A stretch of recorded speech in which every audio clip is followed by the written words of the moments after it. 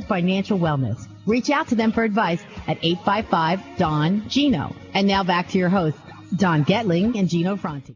Well, I'm telling you, you're going to be so stoked that you stayed tuned to the Don and Gino Real Estate and Finance Show for the second half of the show, because this is going to be a great experience, because we have Donald Sherwyn with the Reed Brickett Law Firm, and he's going to share with you some very important pieces, whether it's for you or someone else you know, because someone's going to lean on you, if it isn't you, and say, how do I handle this? Give me advice, because everybody looks for advice, because going through a divorce is a nightmare. It's emotional, it's confusing, there's so many pieces. So what you want is somebody that's calm and it's going to help walk you through it like they're telling you a story. And that's who we have here on our show today. You listen to Donald Sherwyn, it's like he's just telling you a bedtime story about how to handle your divorce. It's very calming. So please stay tuned, because this is great stuff. I love talking to Don. He's so easy to talk to, and he gives great, concise advice that you should really hear for yourself or someone you know. So we're going to touch on and dive into preparing for divorce financially. So what's so important about that is it just, basically when you go to divorce, it's just the law says this and it's just done, right?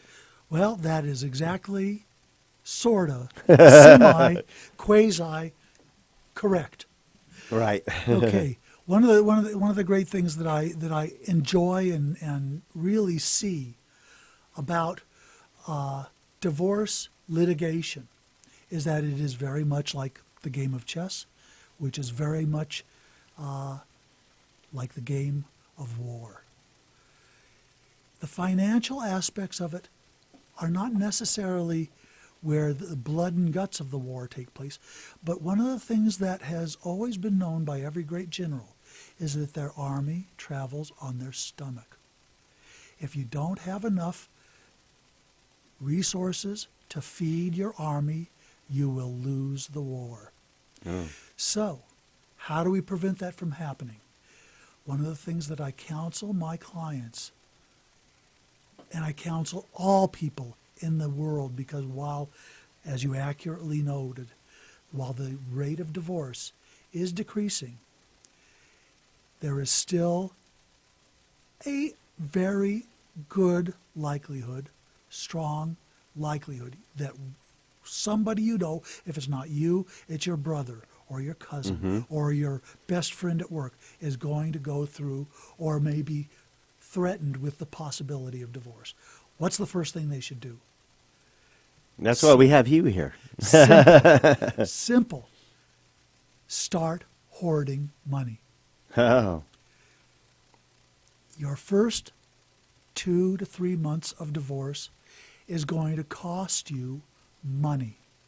You've got to have the money to pay, if you've got any kind of assets, a home, a savings account, a pension, a number of IRA accounts, any kind of art, or a family homestead in southern Montana, whatever.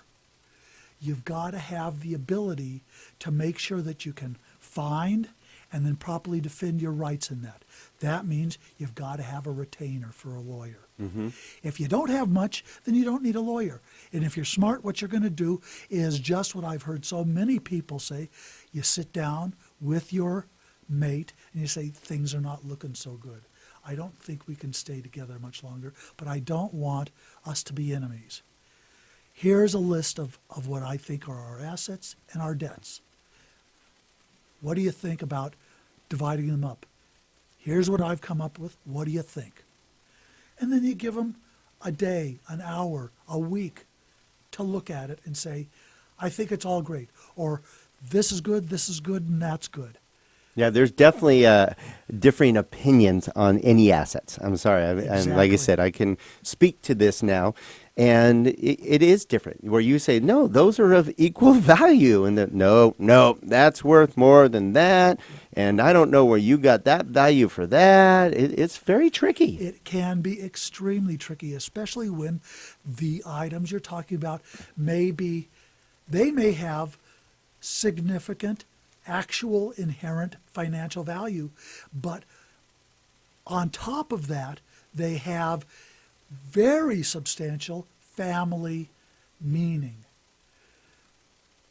Old sets of china and silver that were handed down from grandparents and great-grandparents, or furniture that was made for your great-great-grandfather just after the Civil War, which may have historic value as well as personal value and be worth a heck of a lot to collectors of antiquities and all that. There's so much that goes on there, and that's where, if you have a difference of opinion, you don't need to get upset about it.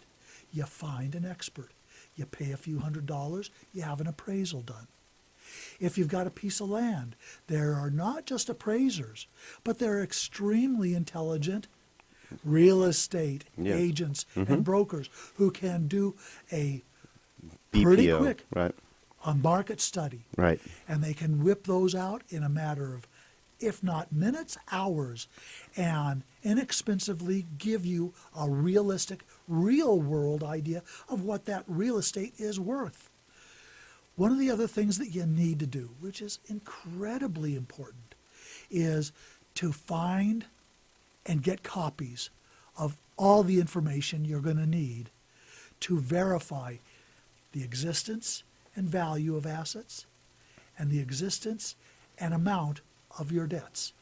So that means once you start noticing a little chill in the air, go through the cabinets, go through the file There's a cabinets. lot. There's a lot. When you're not prepared for it, and this is probably why Donald Sherwyn with Re-Brick-It is bringing it up, because if you wait till it's already happening or you're not prepared for it, it's amazing how much you don't think of. It is truly. I mean, you don't even think of what's in the attic. You don't think of what's in the garage. You don't think about what's in the cabinets or who's going to take what or what the value is of that or who wants this. It's amazing how much you accumulate together over time. That's exactly right. And one of the things that often happens in a successful and working marriage is that one or the other of the partners, husband or wife, is in charge of the finances. Yep. Somebody makes it. It goes into makes the money. It goes into the family's checking account. The other one pays the bills. They keep all of the records in a cabinet, and maybe they're the only ones with a key. Well, this is where we have a CIA, we have an FBI. Back before the Second World War, we didn't. That's true. We had our FBI, but we didn't have our CIA. Get your intelligence work handled before December 7th, before the attack happens. As Don mentioned. Nice date you used. Do it before the papers get served. Mm-hmm. All right. So obviously there's a lot of pieces to this. So as we head into the final segment, what directions and what are we going to go over in the next segment that's going to help either party not be blindsided? I mean, I'm sure there's, how do you handle, for example, actually I'll wait for the next segment because I want to find out how you handle items that maybe you had prior to the marriage or were gifts during the marriage from family members, how that's handled. Is that more delicate or is it a spade when we come back? You can go over that? Great. All right. Good stuff. So we're gonna tee it up now. Stay tuned for the final segment of the Don and Gino Real Estate and Finance Show. We'd love you to join us because you can go to donandgino.com, click on the live stream button to catch our last segment. Check us out on Facebook. We also have the National Real Estate Cafe at nrecafe.com and so much more. We have the America's Professional Resource Group, aprgi.com, which is a group of the very best professionals that you can find in all of Santa Clarita. And we're going to share more with that when we come back to the Don and Gino Real Estate and Finance Show. Don't go away.